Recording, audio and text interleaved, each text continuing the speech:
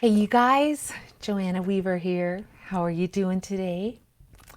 I have really been thinking of all of you so much as, again, we're continuing to navigate this COVID 19 crisis, and we're not quite sure what the next couple of weeks are going to hold.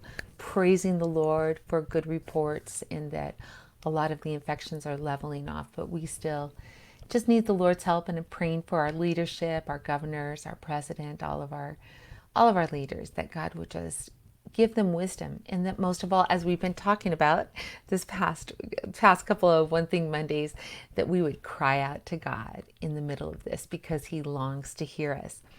But today, I feel like I'm supposed to do a little bit of a shift, and we're going to get practical. We're going to get practical because here we are in this space of time where there's so much that is taken out of our hands that we can actually get paralyzed by what we're not able to do. And so today I just felt like the Lord wanted us to focus on this one thing for 1 week with His help for a mighty breakthrough. And we're going to be focusing this week on getting unstuck. Anyone out there, you're feeling a little paralyzed, a little overwhelmed, maybe a little stuck? I think there's probably a lot of you listening that you really thought that April 2020 was going to be completely different than it is right now. And instead of making some major progress and some goals that you've had, even on some things that were supposed to launch this week, this month, all of a sudden you're home and you're homeschooling and trying to figure out how to get enough toilet paper.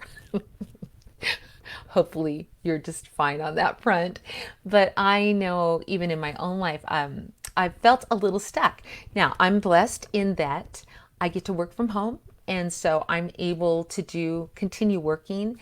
And yet, can I tell you, that hasn't kept me from getting stuck. In fact, I've been very stuck. And when we think of that word, I was thinking of that synonym, inertia. Inertia.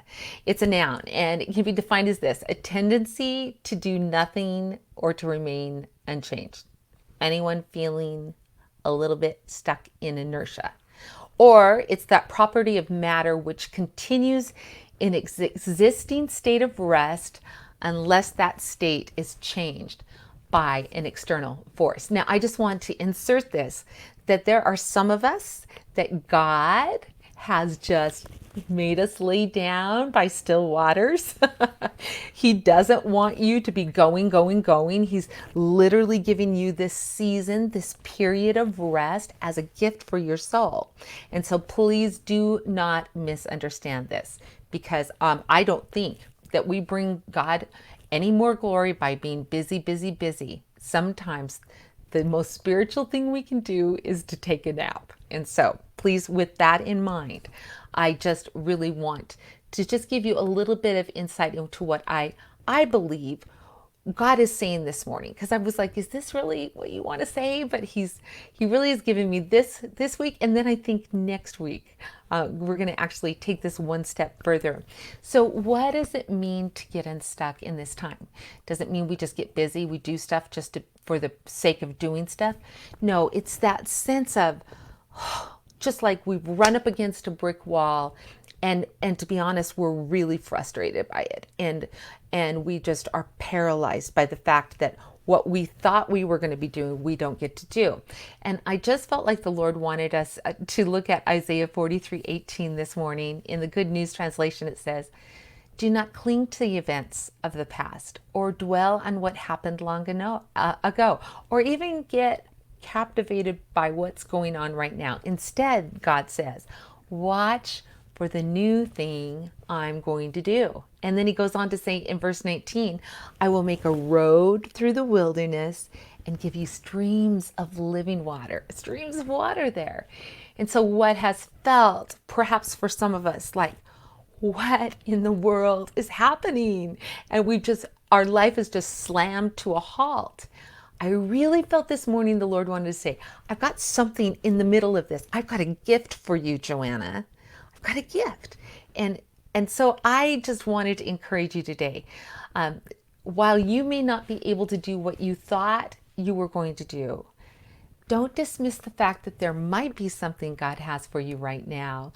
We talked about that in One Thing Monday, number 1, about the power of the one thing. And we talked about our tendency towards all or nothing thinking, and just that thought you don't have to do everything, but we need to be willing to do something. And here's the thought that has accompanied all of this for me is, okay, so we have this, I think, a space of grace. We've got this calm time where everything's been taken out of our hands, and it's almost a forced sabbatical that we didn't plan on. But I felt like the Lord wanted to say, hey, I want to give you something in the middle of this.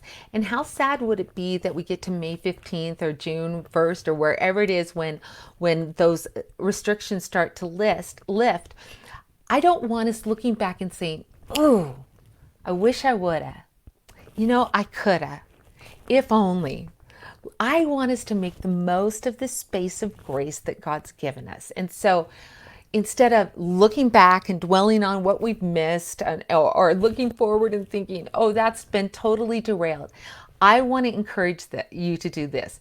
Don't look at what you can't do. Don't get fixated on what has been taken away. Instead, I want you to look around you and consider what you can do in this period of time. And so I don't know what that's like for you. Maybe it's like some really quality time with your kids. And can I just say this to you young mamas? I think sometimes we put so much weight on quality time. I don't think that means that 8 hours a day you're fully fixated on your little one and just pouring into them. No, but don't underestimate what the power of 10 minutes down on the floor playing with them, reading a story, maybe going through their clothes together. Don't underestimate what you can do, what you can't. Don't underestimate the power of just doing what you can do. So, as I was thinking, how do we get unstuck?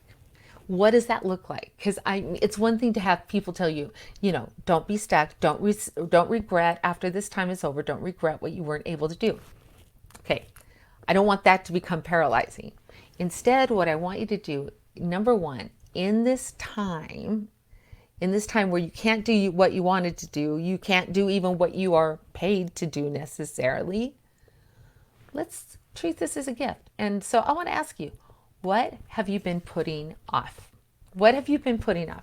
What is that one thing that has just been kind of in the back of your mind and kind of nagging you like, oh, I really need to do that. And there's almost like this weight on you always, like, because it is something that's important, but there's the tyranny of the urgent and all of these other things that have sort of pushed that one thing off to the side.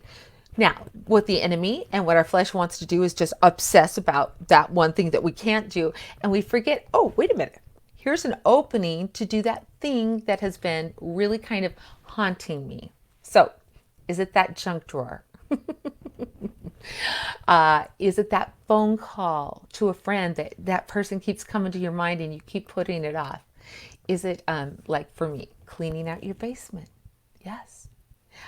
Is it perhaps maybe a marriage that is just stuck and you guys are just kind of strangers and you're just going through the motions, and here you have all this time and it's really awkward? Is there a conversation that you need to have? Or even, and don't overestimate that and don't put so much weight on it, but is there something that you've been putting off? I don't know what that is. Is there even maybe in your job that feels uncertain now, but down the road that there's some things that, wow, you've really wanted to change? What if, even though you're not able to implement it right now, what if you were able to make a plan? And so what have you been putting off? Well, I want to encourage you to take some time today, get a sheet of paper, and just begin to break down that thing that you have really been wanting to make some forward progress on. Break it down into manageable steps, baby steps. Baby steps. Listen, you guys, I get so stuck by the all or nothing. And if I can't do it all, I don't do anything. But part of problem solving is to break down the issue into manageable steps, because there is a compound effect that happens when we start taking small actions toward a large goal that as we do that, even just daily, like just imagine that stuck place in your house where it's just clutter, ricious, ferocious, and you just have been like, oh, I can't do it. But what if every day you gave 10 minutes or 15 minutes to that project? Over time, even a week, you will be shocked how much progress you make. Perhaps it's even like starting to have a quiet time with the Lord, and you really thought, oh, this is going to be my time. I'm home. I can really focus. And the kids trying to help them with their homework and going from one Zoom meeting to another, you're like, I have less time than I did when I was working full time. But don't underestimate the power of baby steps and just 5 minutes with the Lord. Just 5 minutes. And then your spiritual hunger will grow and it'll turn into more. But break it down into baby steps. And then I want to encourage you, ask for help. Ask for help. Now, that can be spiritually, asking the Lord. Of course, we want to invite him into this place of stuckness. He loves helping us get unstuck. He loves taking our feet out of the miry clay and putting them on a solid place to stay. He wants to make a spacious place for your feet to stand. So don't forget to ask God for help. But also, don't forget to ask your kids. Or maybe you've got a friend and you're like, I am really stuck. I can't come up with the baby steps. This thing seems too huge. Ask for help. Ask for help. Ask the Lord and ask others for help. I actually had to turn in this chapter that I've just been obsessing about for almost 2 months and trying every direction. And I haven't been able to find my path. And I finally had to tell my editor, can you help me? And so I got it off of my desktop and into her hands. And I just know that she's going to give me some perspective that I could not have found if I kept just trying to figure it out on my own. So don't be afraid to ask for help. But as you consider getting unstuck, I'm going to use the illustration of your home because that for me was my battlefield for so many years, you guys. Oh my word. I am a recovering slob. I really am. And for most of my young adult life, motherhood, wifehood, my house was a disaster. But the Lord began really helping me. As I cried out to him, he began giving me some tools. And so this is my number one advice for getting unstuck. And I think it goes for your house. It goes for a sticky problem you've been having. For those of you who are in the online space and you're just feeling overwhelmed in this time. I don't know where your situation is, but I want you to ask this question. In this problem that you have identified as stuck, and you feel like that would be the thing that could help you feel like you're getting traction, ask this question. What would give you the biggest bang for your buck?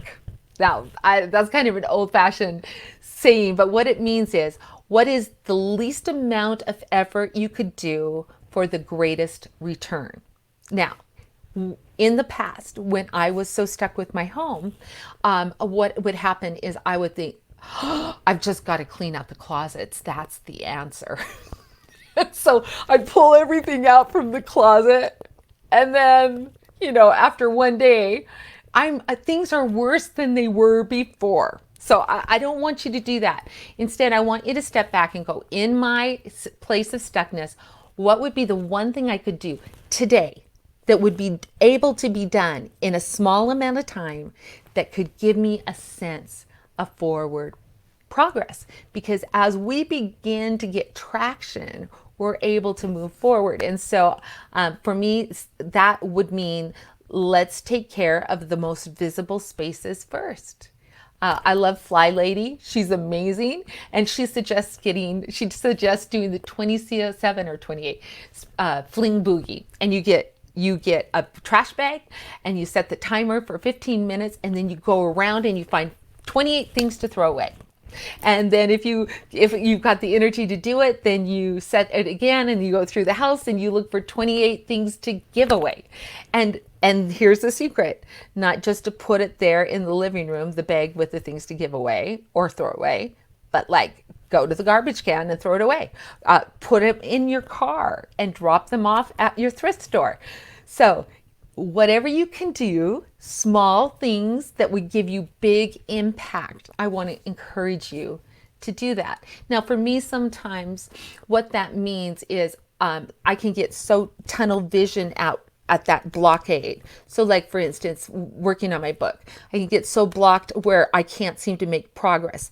And sometimes what I need to do, not just set that chapter aside or give it into the hands of someone to help, but actually step back and start working the peripheral of the problem. We'll talk a little bit more about that next week. Find something that you can do that would give you some forward progress. All right. Now, when it comes to the biggest bang for your buck, I just want to encourage you. So many times we underestimate how long it will take us to do things we want to do, and we overestimate how long it will take us to do the things we don't want to do. So with that in mind, what I want you to do after you have kind of said, okay, Lord, what is that thing that I could get some forward progress that I've been putting off? As you're breaking it down into steps, if it's kind of a bigger project, as you've asked the Lord for help and perhaps ask your spouse, and as you've considered what would be the biggest bang for my buck today that I could do, then again, I just want you to set your timer for 15 minutes and start. Just begin. And listen, I would just encourage you, if after 15 minutes you're like, wow, this is great, go ahead today and set the timer for another 15. But I don't want you to overdo it, because then what we do is our body goes tomorrow, we're like, I don't want to do anything. No. This is a Joanna hack. I've just learned to do what I can, get the most bang for my buck. If I've got some momentum, continue to work, but not overdo it, because I want to create a compound effect in my life. I want to create the habit of forward movement in my life. And so those are my little tips. I was loving what Proverbs 4:12 says, when you walk, your steps will not be hampered. When you run, you will not stumble. Just start walking. Just start doing something today to get unstuck, so that at the end of this quarantine, at the end of this stay-at-home order, we have something to show for it. Now, I am not really interested in you having something massively huge to show for it. If you do, that's awesome. But what I want for you and me is that we know in our hearts that we have made some progress in parts of our lives, because that just continues to, again, compound effect, help us feel better as we move out of this crisis and back into the normalcy of life. And hopefully we bring with us some habits that help us not to get so tunnel vision that we're only effective in one area of our life, but that we're able to move with grace and have forward motion in other parts as well. Well, listen, on this Wednesday on the Living Room podcast, Jennifer Allwood's going to be with me. She's the author of Fear's Not the Boss of You. And the opening line of her book is this: are you feeling stuck? And so I think you're going to really enjoy this episode. And also next week, I'm going to be coming back and talking about a word that God has been using in my life over the years, just a little word called traction. After we've got unstuck, how do we continue to have traction? So I hope that this has been helpful. It's not a super spiritual topic, but I do know from my soul, I need that. Because when I feel stuck physically, I often feel stuck spiritually. And yet at the same time, I would say sometimes the converse is true. And if your biggest stuck place is your walk with God, then let's make that our goal today. What can I do to reconnect with the Lord? Maybe it is just as simple as turning on worship music today. Maybe as you're folding the laundry, you listen to a podcast or a sermon, but we begin to feed our soul, so that compound effect, when we come out of this time, we're better, we're stronger, we're more at peace than when we came into this time. So God bless you, my friend. I would love to hear in the comments what you have decided to get some traction on, where you want to get unstuck, and then maybe the one thing the Lord has spoken to you as you've been listening to this Facebook Live. The one thing, baby step that you can do to get some forward motion in that place. And just know I am going to be praying for you. I really, really, really believe that God wants to use this time. This is not wasted time. This is precious. In fact, I think it's a precious gift, but we've got to receive it as such. And then we've got to begin to cooperate with grace to get some forward movement. So thanks so much for listening, you guys. And I appreciate you. If you are new to One Thing Mondays, you can go to Joanna Weaver Books on Facebook or Instagram or YouTube, and you can find past episodes there. And especially look at One Thing Monday #1, because it kind of fits with this. God bless you guys. Have a wonderful day getting unstuck. God bless you.